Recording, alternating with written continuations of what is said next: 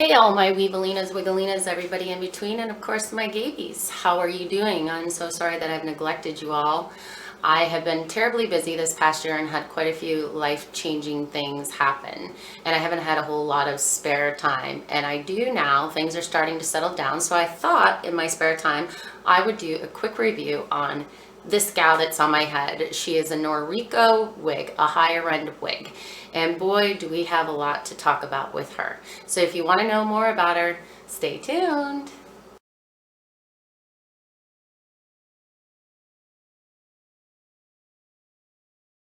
So here she is. She is a honey blonde color. And I would have to say that the overall construction of this wig is absolutely beautiful. The color is amazing, but before we get to the makeup of the wig, let's look at the packaging. Here's the box that came in. It's a pretty pink box, as you can see. It's on the box that says Noriko Suzuki, exclusively designed for La Vie. Very Francois.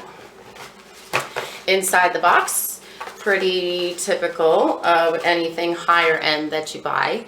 Got some tissue paper with La Vie all over it, one of the little silica packages. This to store your wig on.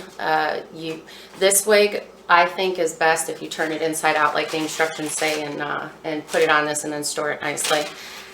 Here it comes with the tags. The style is V1301 Miss Hollywood Sugar Brulee. What else is in here? And then it's just this little attention telling you, to shake your style, blah, blah, blah, all the typical stuff. Nothing super important there. It is a synthetic wig, and it is not heat resistant, although if anybody has seen my video, you will know that you will know that I have a tutorial on how to curl non-heat resistant wigs. This, however, is very high-end and very expensive, so I would recommend doing it at your own risk. I did it. It held up beautifully. Once I go through the construction, you will completely be able to see the ends really well.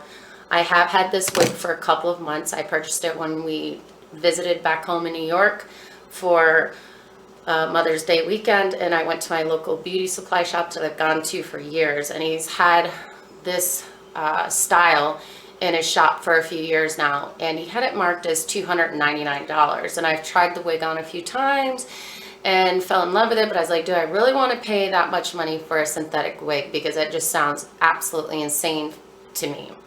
So when I was in there Mother's Day, I saw it again, and I tried it on again, and I was just like, gosh, I really love this wig. And my wife was with me, and she said, if you want the damn wig, get it. It's Mother's Day weekend. Now is not the time to be thrifty.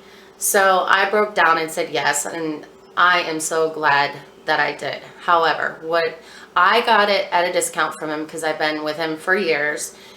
He sold it to me for $200, which I still think is very steep, but I did it. Do I recommend you spending $200 on this wig? No. At the most, $125. $200, anything more than $125 is just absolutely ridiculous. If you want to get one of these wigs at the end of this review, go to eBay. They have them on there for a fraction of the price. I've seen some going for 85 bucks, which is really, really good for this wig. I would pay $85 in a heartbeat. It's monocrylic fiber, by the way. So here it is. It's layered. It's probably about between 19 and 20 inches long. The packaging does not say the length. Like I said, is layered. It brushes through beautifully. Does it tingle? Yes, it tingles. It doesn't tingle like a lot of synthetic wigs do, where in the back here it'll get completely knotted up and matted up, and it's just a big old mess, and you wind up having to cut a lot of hair out from underneath the back sometimes. This, I haven't had to worry about it, and I've had it for 2 months. Shedding, this is the shedding, which is really not that bad. It's not that bad at all. It's pretty minimal shedding, and that's the shedding that I brushed through before I started the video, and brushing through now, it's not bad at all. Most wigs, you're going to get shedding. I have yet to purchase a wig where I have zero shedding. Now, on to the construction. It does have long bangs. The top here has something called permatease. And I had never heard of permatease until I purchased this wig. And so I did some research online and I found out what permatease is used for. It's to disguise the tracks that are installed, and also allows for volume and for free parting styling. There is no skin part on this though. So if that's important to you, either A, don't buy the wig, or B, if you know how to use the makeup method to fake a part, do that. If you don't and you're interested in knowing how to do that, check out a bunch of the gurus tutorials on how to do that. There's a lot of good advice on Yahoo, on YouTube. This wig has been washed twice since I purchased it. One downside about the permatease, at least with my wig, it seemed to have lost its volume, because when I first got the wig, it had a little more volume around the top and the crown. But that's okay with me because, you know, bigger hair I have to be in the mood for. That permatease has depleted, but it has not really changed the structure of the wig in any shape at all. It's still looks really, really good and still is disguising the tracks beautifully. As a matter of fact, I want to learn how to do the permatease on some of my other wigs. So if anybody is interested in that, shoot a comment down there and let me know, and maybe we can all learn how to do this together. You know me, I love to learn how to do new and fun things with my wigs. So the inside, it did not come with a comb. I installed this comb.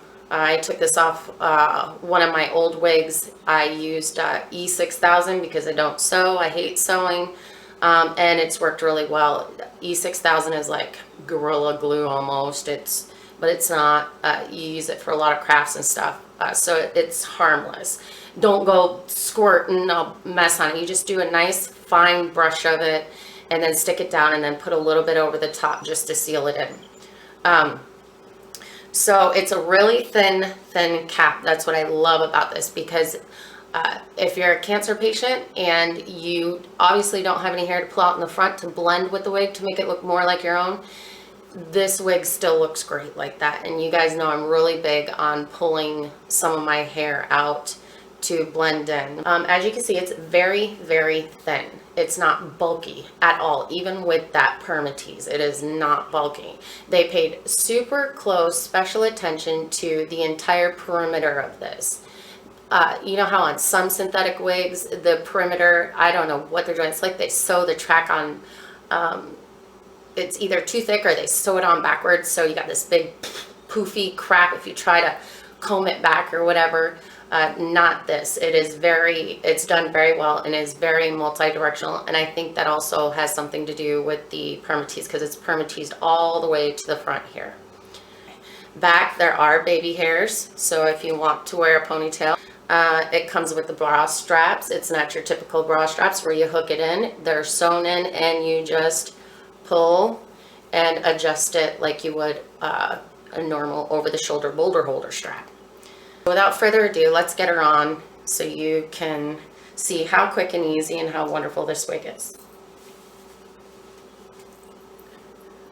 Who am I? Which housewife am I? Which one? Which one?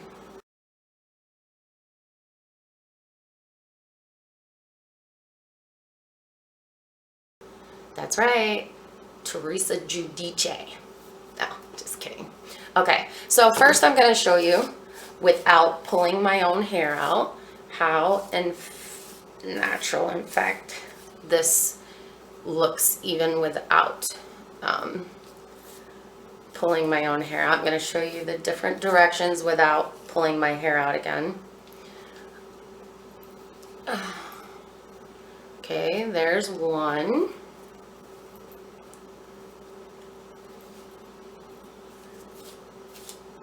You can comb it down.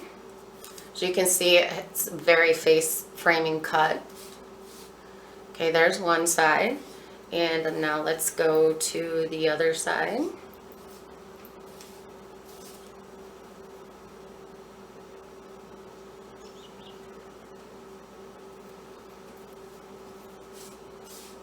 There's the other side. That's without pulling my own hair out. Now we're gonna pull some of my hair out, because if any of you have ever watched my videos, you know I love doing that. And before anybody says anything about, oh, put a wig cap on to, you know, it'll make it easier to put your hair in it. I do not like wig caps. They slide on my head. They don't stay on my head very well. I don't know if it's because I have a big head or what the deal is. I'm gonna stand up here in a minute so you can see the actual length and movement.